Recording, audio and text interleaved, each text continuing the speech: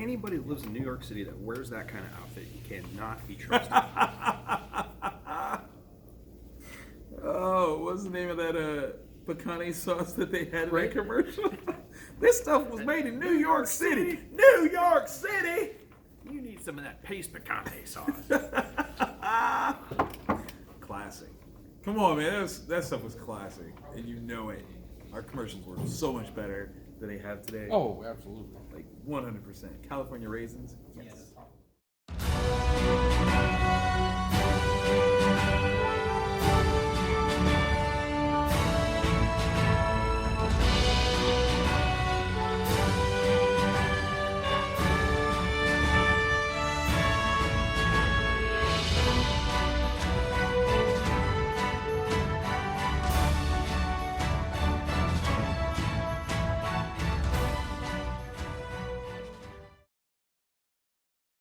Hello and welcome to a brand new episode of Black, White, and Red All Over. I'm the hardest working man in comics, Victor Dandridge. Ryan Seymour, King of Comic Town. Yes, salute to you all. Hail the king, sir.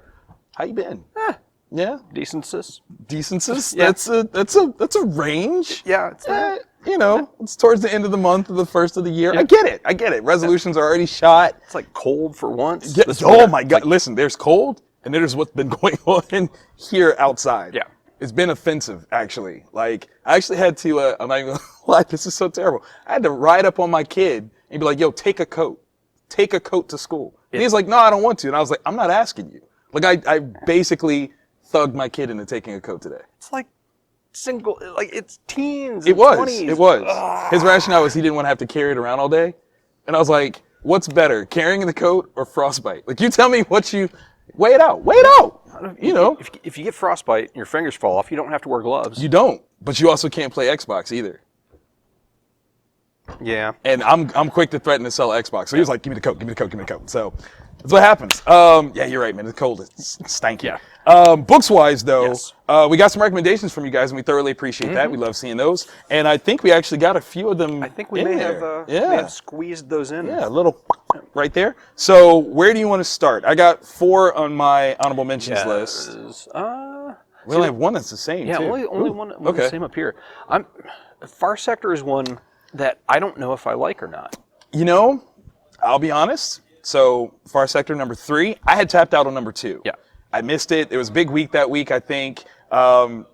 Reasons. I just didn't read number 2, but I'm back on this one. So we got N.K. Jemisin and Jamal Campbell. This is Green Lantern, but almost as like a response to that classic Neil Adams, that page where, you know, the old black guy is like, you did for these people, and you did for these people. Yeah. This is a Green Lantern that is gonna do for people, but she's not on Earth. She's on this alien planet that is trying to figure itself out still. And they've got all these different things, and people are feeling things for the first time in forever. Frozen. I watched that the other day because it's cold. It seemed to make sense. I think it's interesting in this post-Watchmen world to read this, because after that show, anything that has any sort of racial connotation is gonna strike a nerve. Yeah. So I think if you are jonesing, if you're sad like me that there's no season 2 on deck, this is the one that you need to be checking out. Far Sector is the book that you need to be reading. So yeah, no season 2. Very nice. Yeah. Which I'm torn on. Like, I want more. Right. But at the same time, if it's not that awesome, then don't. Don't. You know what? I have to give mad praise to Damon for that, as well as HBO for not just trying to shoehorn it. Like, because they could have just been like, we're in it for the money. Anybody does it. Yeah. You know, like, it could have gone bad. Yeah. So glad that it's not. So, yeah, thank you. All right, what do you got over there, sir? Oh, that's a toughie. I'm going to go Guardians of the Galaxy #1 to start with. Okay. Al Ewing is the person's name that got me in the door. Okay. And do we need another #1? These are questions. Like, it's stupid. Marvel, stop doing that. So, here it is. Following the death of Rocket's story arc. Okay. Rocket didn't die. Spoiler. Wait, yeah, I was going to say, yeah. cover material here. I don't understand. But it's working its way into, with like the incomings where they were hinting at the different storylines. Right. With the Empire, with like the Kree and the Skrull working together. Okay. So it looks like it's kind of starting down that path. And it is a decimated Guardians, decimated Nova Corps. Ooh. And the new big threat is resurrected Olympian gods. So like Zeus, Hermes, yeah. And they're just going through and just going sick house and just they'll pop into reality, wipe out a civilization, and then leave, and they just keep doing it. And Whoa! Yeah. So right now they're picking on the Kree. It's picking on. Yeah. There's. Oh, screen. I'm sorry. I just watched Hip Hop Evolution. It's not my fault, okay? Yeah. And Putting that on a t-shirt. Yeah. I'm sorry. We need to have it. We do. We totally do. We do. And it's really, really solid. It definitely has. Art looks good. Yeah. It's got a different vibe than Kate's run on it. And Okay. Kate's has a very unique way of writing, and it's amazing. And so this one requires a little bit of a moment to get used to it, but it's definitely really solid. It's Al Ewing. And Right. There's nothing that he's written recently that I have not at least liked. His run on Ultimates was amazing. So Indeed. it's definitely worth checking out. It's a great jumping on point also. So It looks like it. I'm gonna give a shout out to Juan Cabal, the artist for it, because it reads like was it Daltrey that just did Thor? yeah, That's what it kind of is. That right? Is it Daltrey? I think no. yeah. Or it's Dodderman. Maybe Dodderman. Dodderman was doing the. Thank you. Yeah, it is Dodderman. Right. It kind of looks like that. Yeah. So it that's a nice vibe. Yeah. That's a nice look. Yeah. It's very good. Good job. Just stop with the number ones though. Yeah, it's just Like, just continue an arc, especially if you're gonna keep doing legacy counts. yeah. Don't Don't do a number 'Cause one. I'm sick of because guests will come in and they want to like show me the trade paperback that I need to start with, Right? and then you have to be like, well, There's a new number one, yeah. but you have to actually read the other six. yeah, read this volume one trade paperback, and just stop. Yeah. Just stop. Yeah. The giant number isn't going to scare people. Just It's longevity, man. If you're gonna do legacy, have do one. it. Like, that's important. So another number one from Marvel is Atlantis Attacks. I didn't mean, but it just seemed to fit just the conversation a little bit, I guess. All right, so this one is an interesting piece. I gotta see who all is involved here because I just started reading and it was kind of crazy. Where is the credits page? There we go. All right, so we got Greg Pak and we got Ario Anadito on the art. Rochelle Rosenberg. Happy birthday, Rochelle! It was her birthday just the other day. She did the colors and she's phenomenal. Like one of the top-notch premier colorists in the game. So the interesting thing here is you've got the new Agents of Atlas as the centerpiece. You got Amadeus Cho, all these different characters, these Asian-oriented characters going afoul with Atlantis. And you find out why when you find out the ramifications of this place, the Portals of Pan, the city. yeah. It's got something that is making it work that belongs in Atlantis. Everyone that knows Namor knows he doesn't like to He's share. not a big fan of that. Not good at it. Yeah, that's like, why he doesn't get along with Reed. at all, because he's like, you share, I don't share. I'm a king. I take. Imperious Rex, okay? Means Mr. Steal Your Girl. Like, that's what it is. Let me just put it out like that. So it's interesting to see like this kind of battle of old and new. You're like literally looking at one of the oldest members of Marvel's canon with some of the newest members of Marvel canon. So it's a very interesting sort of context here. I've always considered that Namor should have somewhat of a Asian look for whatever reason. I don't know. It just kind of works for me. This exotic features, very, very angular. It works for me. So I like that that's who he's going up against. And I hope that it puts more characters of Asian descent like at play, that they become more people's favorites because they should. They're awesome characters. Just throwing it out there. Yeah, just an idea. I'm gonna get off my soapbox now. Another new number one. All right. So the Web of Venom series, which really is a series, like this is the first one that feels like a true Carry over divergent from it? path. Okay. Like, stop, jeez. All right. So this one, we've got Zach Thompson writing. We got Dio Neves doing the art. Oren Jr. doing the inking. Rain Barreto doing the coloring. VC's Clayton Cowles doing the lettering. Nice. Just an incredible creative team. The book is beautiful, and it really continues that plot that Cates had put together with Venom, with Null, with the symbiote and their creepy ass religion. Right. And it carries. There's a couple moments in this where, because it's Normie and Eddie's kid. Oh. And they're rooming together because Eddie's disappeared. If you read Venom 21 and 22 to know what's going on with that. And so he's just kind of hanging out there, and there's a lot that's wrong with. That's not okay. Why do they have that? Because Why are they playing with it? Because one of them stole it. No. Yeah. And you'll find out what we're talking about when you pick it up. That's not even okay. Yeah. So it's them, and they're playing with toys they shouldn't even remotely be playing with. Right. And it's okay. It's epic. It fits 100% into the Venom story, 100% into the Absolute Carnage story. It's very much an extension of it. It's got dark undertones, which for symbiote fans fits 100%. Right. There's a raccoon in it that you not Rocket. That is not Rocket. Not Rocket. And there's that sequence which just sold me on the horrificness of it. So let me ask you this: there's a movie called The Good Son. Yes. What are the connections here? Like, is it just wordplay, or is there actual, like, there is a good kid, there is a bad one? Okay. Yeah, they're very much as a good kid. They're very much Okay. as a bad kid, and they're not necessarily who you would expect. That's exactly what The Good Son was. Ooh, good job. Yeah. Okay. It's very good. Ooh, okay. I'm curious as to which one do you guys think is the good kid, which one do you think is the bad one? It's obviously 50-50 between Norman and Dylan, so it's not really a spoiler. It's one or the other. So in the comments, put down who you think is the bad seed. The good son isn't this person. I want to know.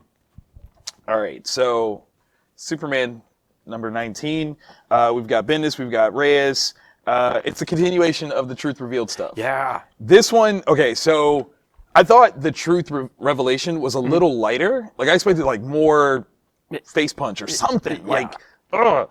But there's such humanity that is coming out of this follow-up. Like, the people responding who now have, like, a better reverence for Clark because of what he's done as Superman is beautiful. There is a move here that Perry makes that it's one of those things where you're like, I get what Clark was trying to do, but I don't think he thought that through. But then I guess, based on some conversation, maybe he did, but it's a pretty big move. Yeah. Like, it's a game changer. And I think that's one of the more interesting parts of what this is going to be, is really looking at how this is going to change things.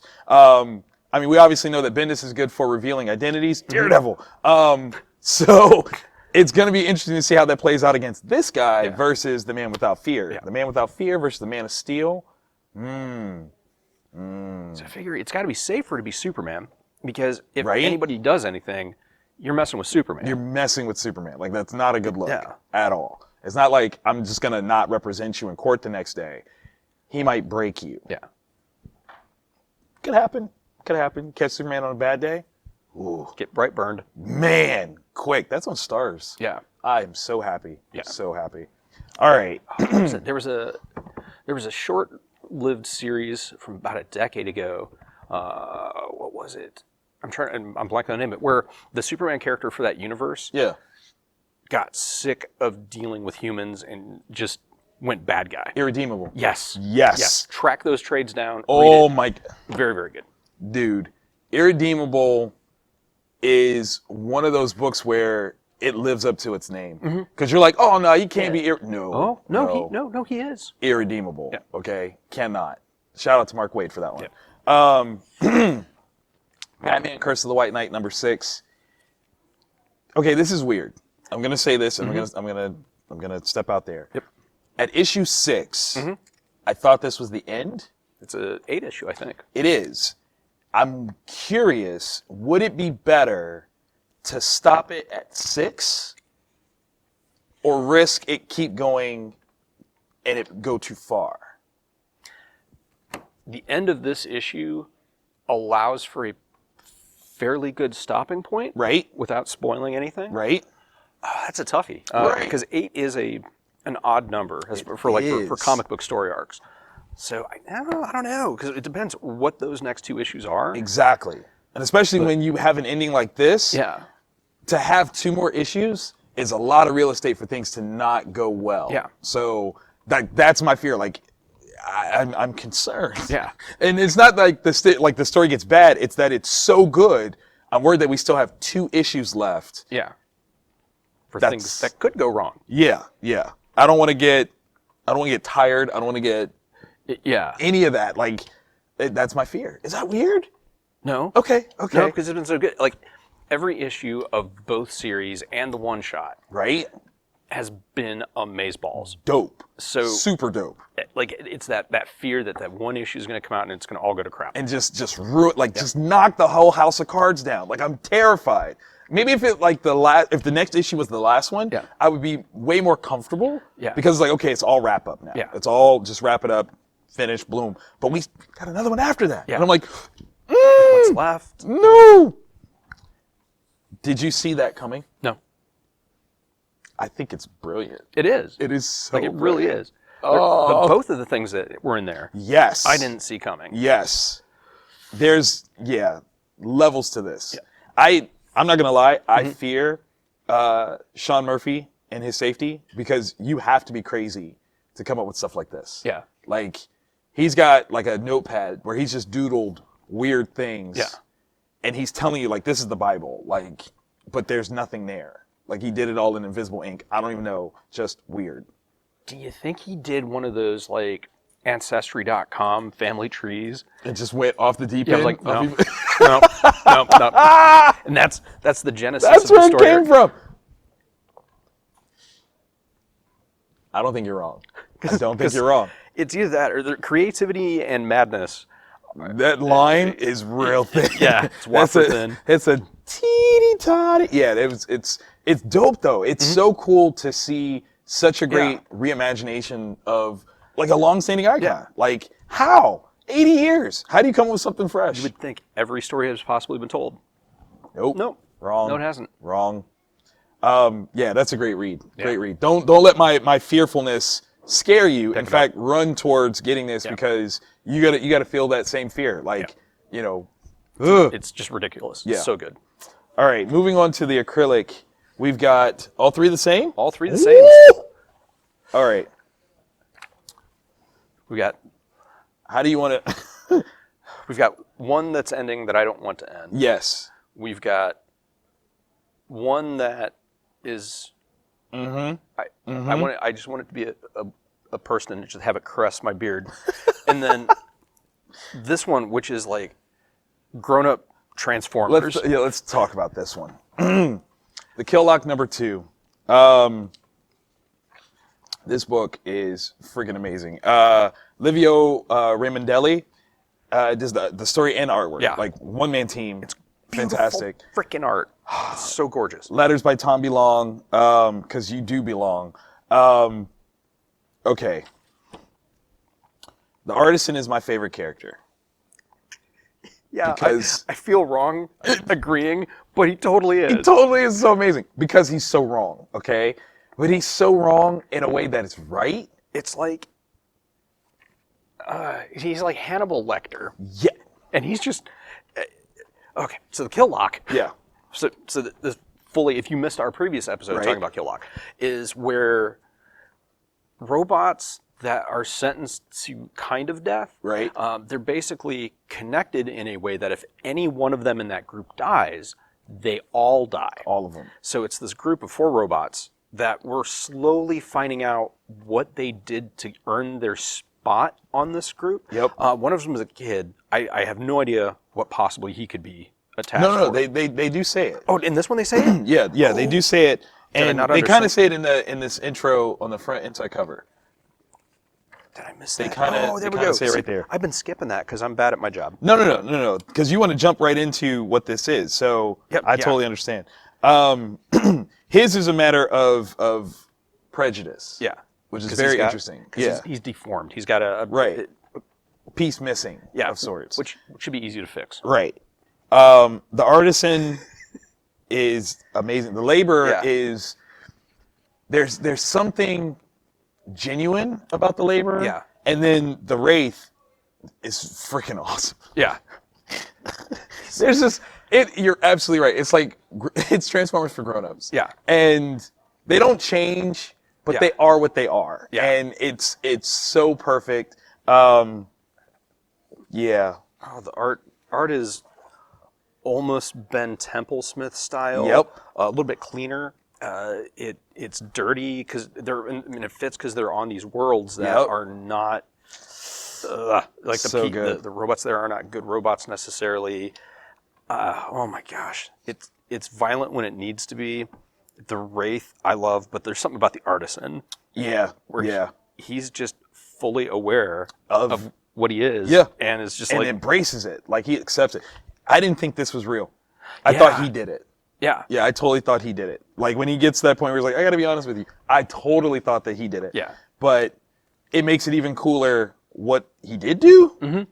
That's some on the fly business. I love it. Yeah, there's such humanity in these robots.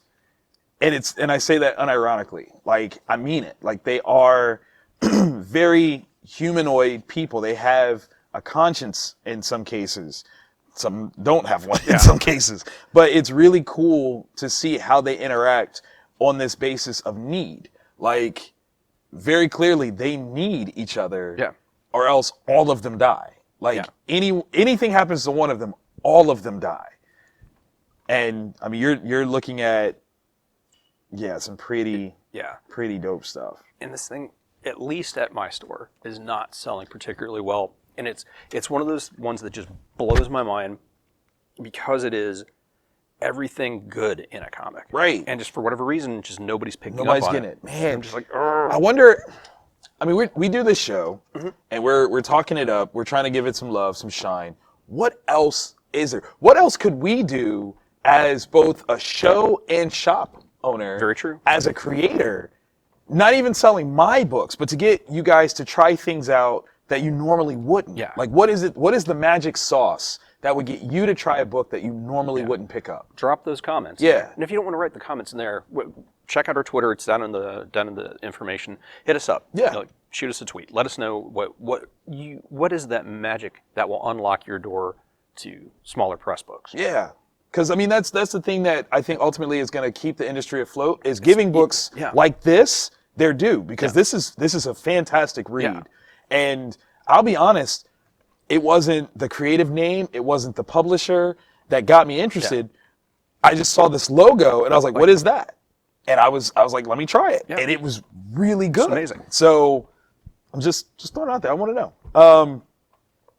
Yeah. YUN. I mean, they've got to be going back. They got to. Kieran's got to have another story arc. Oh, 100%. Once in Future, number 6, Boom Studios, Kieran Gillen, Dan Mora, Tamara Bonvillain. They often say that comics are like modern mythology. Mm-hmm. This literally is. This is that statement in real form. I enjoyed this way more than I thought I would as a series. Yeah. Like, I like King Arthur's stories. Arthurian legend is awesome. And sometimes when somebody tries to play with that in a modern context, it's hit or miss for me. Like, it doesn't quite have the magic. This is just dipped in the magic. Just dripping. Like, I've got magic puddles all over the place here. Jeremy, if you could put in some rainbow drippage, that would be, like, just to show the people what I'm talking. Don't put rainbow drippage. I know he's looking for it, right? Dang it. There's a gift My just for that. stupid mouth. So, yeah, this conclusion to this arc, because that's what I'm calling it. It's got to be an arc. It's just an arc. There's definitely more. Because Arthurian legend has so much. Yeah. So much. And I think that's only from, like, my little small Americanized taste of it. Like, I don't even really know. Not yet. Yeah. Like... Well, it's like Grant says, there's so many iterations of the stories. How did the Excalibur get to one place? Did it come from here? Did it come from there? So, yeah, there's a lot of room to explore. And what also I kind of can't wait is there's other mythologies from that region that are ripe to be tapped. Yes. That people just don't talk about or don't know about. Exactly. So running concurrently with this. Yeah. Man. I love the historical little tidbits in there. That was funny to me. Yeah. That was so funny. You guys gotta read it, but it's Because it's not the act, it's the perpetrator. yeah. Hold up. No, you didn't. Better don't. Because if it had been anybody else, you're like, it happens. It happens. Wait, a what? Like, no. Oh, hold up. No. Hold up. No. Yeah, the characters here are fun. I need more Gran. I need more Gran in my life. All the time. All the time, Gran. Can't get enough. Gran is great. Yeah. Gran is great. Speaking of great. American Jesus 2. The Book New 2. Messiah. That's right. The Mr. Mark Miller. Peter Gross. Colors by Jan McGee. Say the name again. Corey Pettit doing the letterings.